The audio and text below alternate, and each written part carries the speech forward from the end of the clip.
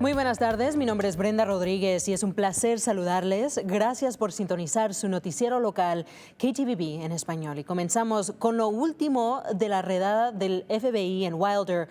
Tenemos cobertura especial en equipo con Gabriela López y Héctor Mendoza. Por ahora comenzamos con información nueva.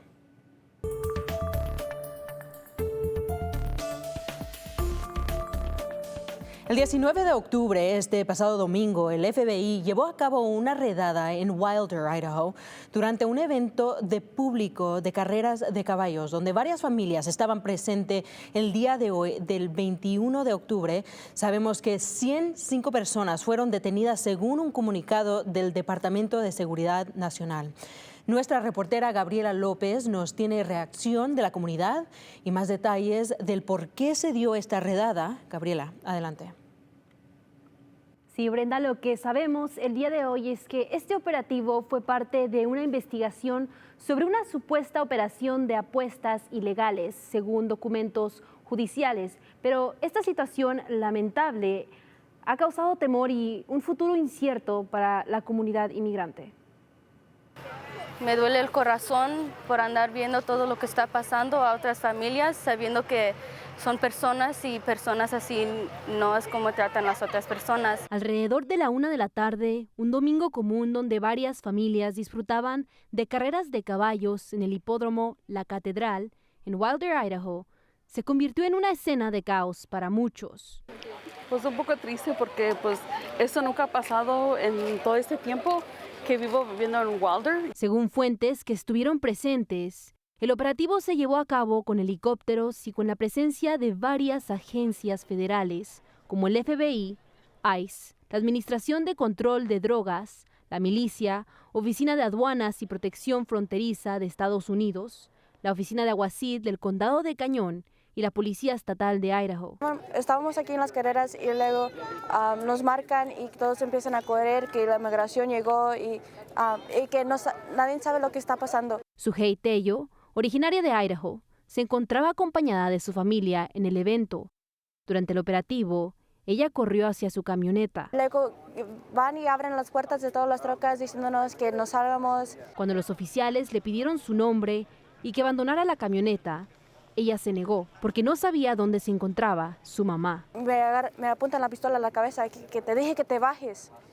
Y yo, pues, tenían una pistola en la cabeza, me bajé, más me fui con ellos, con mis hermanos más chicos. No sabía qué hacer, no podía encontrar a mis hermanos ni nada. Estaba yo y ellos solitos. Sujei, como todas las demás personas, fue detenida y amarrada con cintas de plástico. Hasta tengo moretones.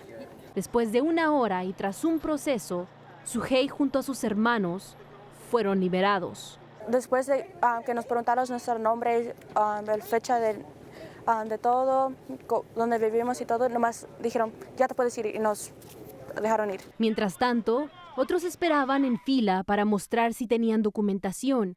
Varios familiares se acercaban a entregar documentos de sus seres queridos. Pero al final de ese proceso, muchos no regresaron a casa. Entre ellos, vendedores, padres de familia y más.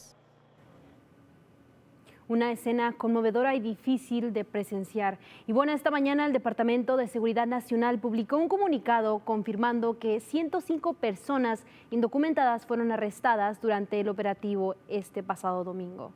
Agregando y citó, bajo el presidente Trump y la secretaria Noam, estamos eliminando redes criminales en Estados Unidos. Para más detalles pueden visitar nuestro sitio web ktvb.com/español. Regreso contigo, Brenda. Y de nuevo son 105 personas que han sido arrestadas en este momento. Gracias, Gabriela. La operación dirigida por el FBI, que resultó en múltiples arrestos, ahora se conocen más detalles sobre los cargos que enfrentan. Hoy sabemos que hay un quinto sospechoso que ha sido arrestado en conexión con este caso. Ahora nos acompaña Héctor Mendoza para hablar de los cargos presentados a los que han sido arrestados. Héctor, ¿qué nos cuentas?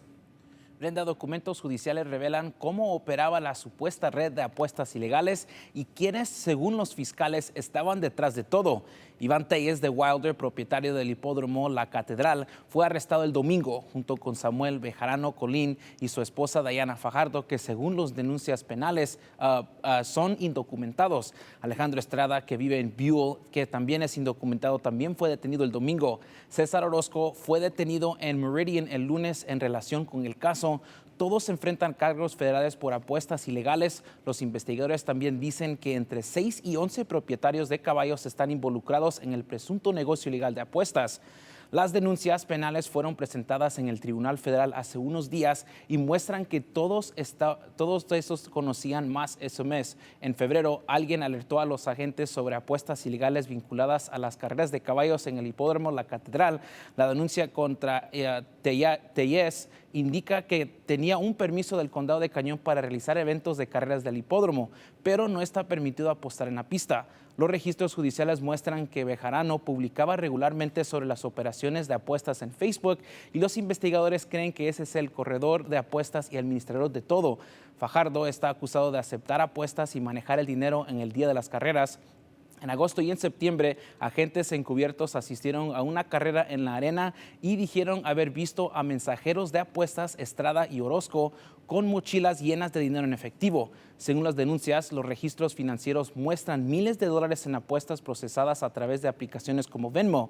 Los investigadores dicen haber descubierto mensajes en los que Bejarano aceptaba apuestas para carreras futuras de maneras abiertas. Un juez firmó órdenes de allanamientos en septiembre y en el 15 de octubre los fiscales federales presentaron esos cargos. Tellez, Bejarano, Fajardo y Estrada se encuentran ante el tribunal para una anuncia el día de hoy.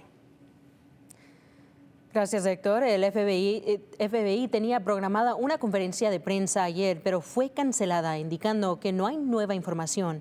Pero sí hubo una conferencia dirigida por ACLU y ahora nos acompaña el director de ACLU, Leo Morales. Gracias por estar aquí con nosotros. En esta conferencia de ayer, ¿nos puedes explicar un poquito de qué se habló? ¿Qué es lo que vimos ayer? Sí, claro. Gracias. Ayer nos reunimos primeramente para denunciar las acciones que ocurrió. La manera en que el gobierno lo hizo es una manera tipo militar y tipo para intentar de asustar a la gente, terrorizar a la gente. Entonces, para nosotros era muy importante para denunciar las acciones. Segundamente, también para mandar el mensaje de apoyo a nuestra comunidad, que aquí estamos y estamos trabajando para ayudar a todas las familias afectadas. Tengo entendido que también el domingo, cuando pasó esto, hubo una conferencia, una junta para la gente en Wilder. ¿Qué pasó en esa conferencia? Sí, exactamente. En esa conferencia estábamos intentando de obtener más información de las familias. También estábamos presentes para posiblemente dar información a la gente tocando preguntas que tienen sobre las personas que fueran arrestadas. Ahorita estamos escuchando de los oficiales diciendo este fue un operativo dirigido por el FBI, pero la comunidad se siente que esto fue una redada dirigida por ICE. ¿Eso es posible o es legal hacer algo así? Lo que está ocurriendo ahora es algo muy similar que está ocurriendo en todo el país. En mi opinión, lo que ocurrió ayer fue un pretexto también. Si el FBI quería hacer este trabajo, lo podía hacer diferentemente, ¿verdad? Pero lo que ocurrió es cuando se reunieron con varias agencias, estaban intentando de arrestar bastantes personas sin documentos, y es lo que miramos ayer. Hay gente que todavía no se ha podido comunicar con su familia, que a lo mejor fueron detenidos y están en detención ahorita. ¿Qué pueden hacer si se quieren comunicar con sus familiares? Sí, pues lo difícil que tenemos ahorita, los abogados estamos intentando de comunicarnos con los agentes de inmigración también para ver dónde los tienen. Sabemos que ciertas personas ya salieron, ciertas personas todavía están en proceso aquí en Boise, otros en Elmore y otros en Salt Lake City también.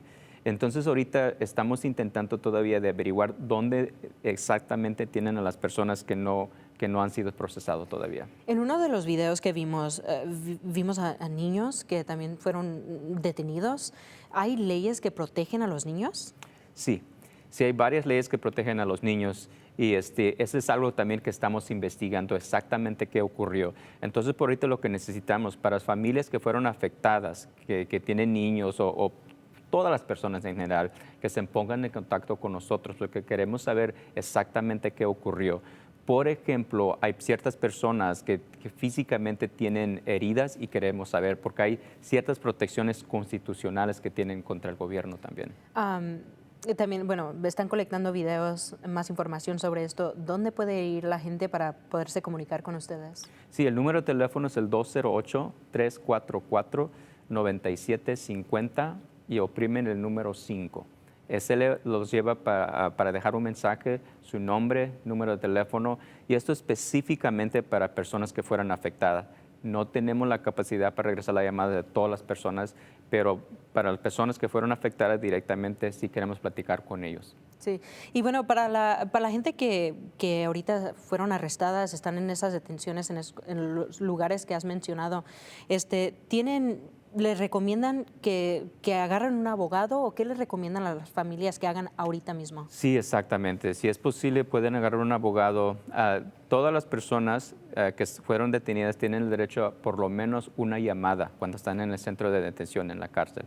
Ojalá que las personas ya se comunicaron con sus familiares. Los familiares pueden hablar con un abogado o pueden hablar con nosotros en la ACLU, en el número que di, el 344-9750, oprime el 5, y que nos indiquen que necesiten un abogado. Y durante estos días vamos a intentar de conectarlos con abogados también. Okay. Mucha información aquí, muy importante. Gracias, Leo, por estar aquí. Gracias. Ahora pasamos con Héctor con Canal 7, Noticias de Idaho. Es hora de su primera alerta meteorológica. Para el día de hoy vamos a ver que van a haber condiciones soleadas y secas. Eso va a continuar hacia el jueves, pero vamos a ver varios cambios ya que lleguemos más cerca al fin de semana. Y este va a ser el sistema que vamos a ver del Golfo de Alaska, que va a traer toda esa lluvia y va a traer también cambios para el fin de semana que incluye vientos y temperaturas más frías que hemos visto en mucho tiempo aquí en el suroeste de Idaho. Esto es lo que nos va a traer, pero por ahora vamos a continuar con ese sol y las temperaturas van a subirse un poco. Ahora, mientras se mueve ese sistema, está este río atmosférico, eso lo que es humedad y es vapor que va a traer esto para nuestra región y es lo que va a empezar a traer lluvia y es posible que veamos nieve que empieza a caer en ciertos lugares en las montañas. Ahora, vamos a pasar este modelo a futuro donde vamos a empezar hacia el jueves, donde continuamos con esas temperaturas cálidas y también con esas condiciones más secas. Ahora, ya que pongamos en movimiento ese sistema, vamos a ver que empieza a entrar tarde el viernes para lugares como Oregon y Washington, pero empieza a entrar el sábado por la mañana y por la tarde veremos que varios lugares, incluyendo el Valle de Tesoro y el Valle Mágico, empezarán a ver bastante lluvia y eso continúa no solo el sábado, sino que también para el domingo y también aquí indica que va a caer nieve en ciertos lugares y es posible que empiece a bajarse los niveles de nieve de 7,000 pies a 4,000 pies entrando al domingo y continuando el lunes. Ahora, viendo estos totales no son exactamente lo que vamos a ver, sino que es un promedio que es lo que es posible para verse y vamos a ver que esa lluvia empieza a caer en varios lugares en los valles y se ve un poco más de esa lluvia y esto también incluye la nieve que es posible caer y es posible que lleguemos de entre 3 a 6 pulgadas en ciertos lugares por las montañas, pero por ahorita y por la semana, para el resto de la semana vamos a ver que suben las temperaturas antes de bajar y ver esa lluvia para el sábado y el domingo. Este fin de semana, miles de personas salieron a las calles en más de 2,500 ciudades del país bajo el lema No Kings o Sin Reyes. Aquí en Boise, manifestantes se concentraron enfrente del Capitolio Estatal para expresar su rechazo a las políticas impulsadas por el presidente Donald Trump y defender lo que llaman los valores de la democracia de los Estados Unidos. Con carteles, banderas y hasta disfraces, los asistentes pidieron unidad y respeto hacia la comunidad inmigrante, recordando que aquí no hay reyes ni dictadores, sino ciudadanos con voz y voto. El evento fue organizado por el grupo activista Idaho 5051, junto con otras organizaciones como Somos Idaho y ACLU, quienes buscan crear conciencia de los desafíos que enfrentan los inmigrantes en el estado. Ahorita lo que están tratando de hacer es dividir toda la comunidad para que nuestra poder colectiva no la podamos usar. Así es como salen los reyes, así es como nos quitan la democracia. La protesta ocurrió de manera pacífica y se da en medio del cierre del gobierno federal que ya supera las 2 semanas. Bueno, faltan 2 semanas también para el día de las elecciones y ya puede votar en persona en el condado de Ada y Cañón. Si desea votar en persona antes del día de las elecciones, puede hacerlo en 8 ubicaciones a lo largo del condado de Ada, incluyendo el ayuntamiento de Boise, Expo, Idaho y las bibliotecas de Eagle y Kuna. En el condado de Canyon hay solo un lugar disponible para votación anticipada, que es la oficina electoral del condado de Canyon. Y la oficina del secretario del Estado dijo que la votación anticipada y el voto en general es un derecho fundamental en este país. Votando es muy importante, es para que la gente pueda escuchar su voz. En eso da la chance para que todos puedan ver qué es necesario en su comunidad y la gente que le puedan ayudar. Con las cosas de medical, siendo de impuestos, cosas que son para tu comunidad. Y si no sales a votar, no puedes cambiar esas cosas que se necesitan en la comunidad de donde ustedes viven. Por favor, visite voteidaho.gov. Tenemos una sección en español para que le puedan ayudar a encontrar la información que necesita. La votación anticipada está disponible de lunes a viernes hasta el 31 de octubre, así que tiene hasta Halloween para emitir su voto. Y para ver la lista completa de los lugares de votación anticipada en el condado, visite nuestro sitio web ktbb.com/español y también puedes enviar la palabra voto a ese número que ven en su pantalla ahorita, que es el 208-321-5614. Y vamos a responder con un enlace al guía. Y para más noticias en español, visite nuestro sitio web ktbb.com/español. Nos vemos.